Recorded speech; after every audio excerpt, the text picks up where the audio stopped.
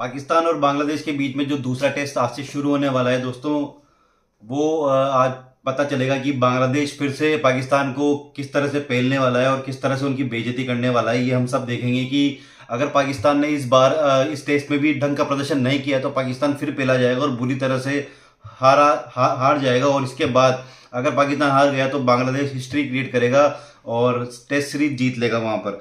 और इस बार जो पाकिस्तान की जो प्लेइंग 11 है, एक्चुअली प्लेइंग 12 बना रखी है इन्होंने। प्लेइंग 11 की अगर हम बात करें तो इसमें से पाकिस्तान को सबसे तगड़ा झटका जो लगा है वो शाहीन शाह अफरीदी को इस टेस्ट मैच के लिए बाहर कर दिया गया है। हालांकि इसका जो पुख्ता कारण है वो सामने नहीं आया है, लेकिन फिर भी बात की जाए तो उनकी परफॉर्मेंस के अलावा कोई और कारण नहीं हो सकता, क्योंकि जिस तरह से वो बॉलिंग कर रहे थे, स्पिनर्स की बॉल लग रही थी मानो कि कोई स्पिनर बॉल डाल रहा हो ना। उनकी बॉलिंग में कोई स्पीड थी, जिस तरह के वो बॉलर कहे जाते हैं और जिस तरह के बॉलर हमने देखे हैं थोड़े टाइम के लिए। लेकिन जिस तरह से वो बॉलिंग कर रहे हैं ना, उनमें स्पीड नजर आती थी ना वो धार नजर आती थी। और यही बात नसीम शाह में भी हमने नजर आई। तो हो सकता है कि नसीम शाह तो खेलेंगे ही सही, पर यहाँ पर शाहीन शाह अफरीदी को बाहर बैठना पड़ सकता है सेकंड टेस्ट में। और उनकी जगह पे जो अब कमबैक हो सकता है वो है अबरार अहमद, जो कि इनके मिस्ट्री स्पिनर्स कहे जाते हैं। पहले वाले टेस्ट में पाकिस्तान ने बहुत बड़ी गलती करी थी कि वहां पर स्पिनर को नहीं खिलाया था और बांग्लादेश ने वही पिच पढ़कर अपने स्पिनर्स के लिए काफी तगड़ा पोजीशन खड़ी कर दी थी। और स्पिनर्स ने वहां पर जो धमाल मचाया वो हम सबने देखा कि 7 विकेट सेकंड इनिंग में स्पिनर्स ने लिए बांग्लादेश के लिए। तो ये बहुत बड़ी बात है कि पाकिस्तान खुद के पिच को रीड नहीं कर पा रहा है। और हाल फिलहाल में ही जो सेकंड टेस्ट के लिए जो पिच नजर आ रही है वो बिल्कुल ग्रीन पिच नजर आ रही है। तो हो सकता है कि यहाँ पर भी फिर से पासा पलट जाए कि ये सोच रहे हैं कि जिस तरह से हम स्पिनर की मदद से या फास्टर की मदद से बांग्लादेश को फिर से सिमटाने की कोशिश करेंगे। लेकिन बांग्लादेश के पास मुझे लगता है कि पाकिस्तान से हाल फिलहाल में अच्छे बॉलर हैं और अच्छे फास्ट बॉलर हैं। तो हो सकता है कि बांग्लादेश बहुत तगड़े तरीके से पेस अटैक के साथ उतरे और स्पिनर्स तो उनके पास अच्छे ही सही। हालांकि शाकिब शायद इस टेस्ट मैच के लिए अवेलेबल नहीं है, तो शाकिब की कमी बांग्लादेश को खल सकती है।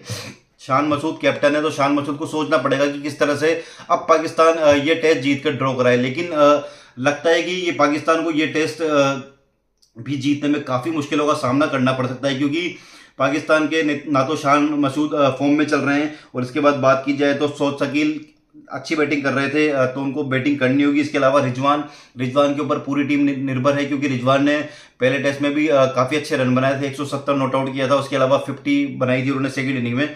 बाबर आजम की तो खैर बात ही क्या करें, बाबर आजम किंग बाबर आजम, जो कि अब अगर आज के टेस्ट में भी वो नहीं चलते हैं तो बहुत शर्मनाक बात होगी उनके लिए कि अगर इस टेस्ट मैच में भी वो पाकिस्तान को नहीं बचा सके तो फिर तो उन्हें किंग कहलाने का अधिकार छोड़ देना चाहिए पाकिस्तान फैंस को, क्योंकि पाकिस्तान फैंस ही समझते हैं कि बाबर आजम किंग है।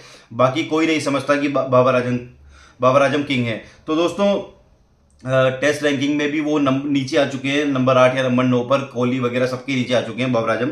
और अबरार अहमद को खिलाना पड़ेगा इनको, क्योंकि शाहीन शाह अफरीदी बाहर है। मीर हमजा को भी इन्होंने इंक्लूड किया है, लेकिन हो सकता है कि मीर हमजा को शायद ये ना खिलाएं प्लेइंग लेवल में।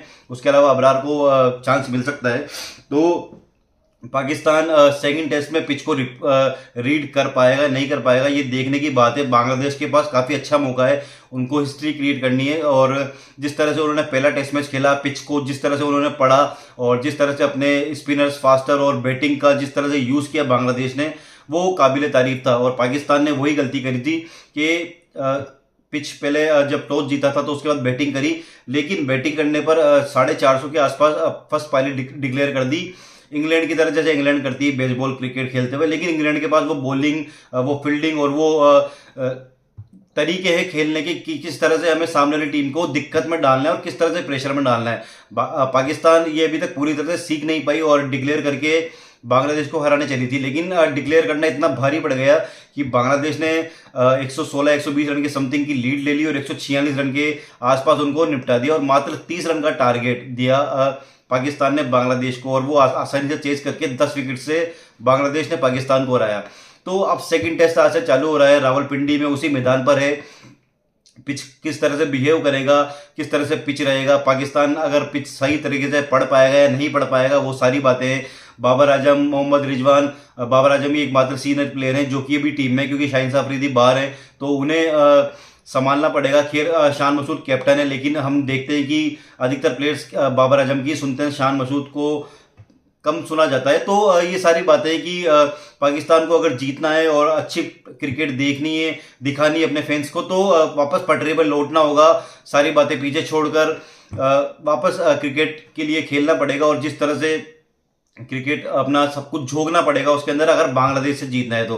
वैसे भी यूएस से, अफगानिस्तान, और हमने देखा है कि छोटी छोटी टीमों से पाकिस्तान हारता हुआ है, लेकिन बांग्लादेश तो उनके मुकाबले काफ़ी बड़ी टीम है और काफ़ी अच्छी टीम है। हमने देखा है मुशफिकुर रहीम, लिट्टन दास अच्छी फॉर्म में चल रहे हैं, उनके बॉलर अच्छी फॉर्म में चल रहे हैं। तो पाकिस्तान के लिए करो या मरो की स्थिति है। अगर पाकिस्तान ये वाला टेस्ट भी हार जाता है तो मुझे लगता है कि बाबर आजम वगैरह को टीम से निकाल देना चाहिए, क्योंकि अगर पाकिस्तान बांग्लादेश से खुद के मैदान पर, खुद की जमीन पर टेस्ट मैच नहीं जीत सकता, तो वो इंडिया से जो WTC में फाइनल की कंपटीशन करने की सोच रहा था, वो तो खैर बहुत दूर की बात रह गई है, क्योंकि पाकिस्तान खुद 8वें या 90वें नंबर पर है, नीचे उनके ऊपर तो बांग्लादेश WTC की पॉइंट टेबल में बना हुआ है।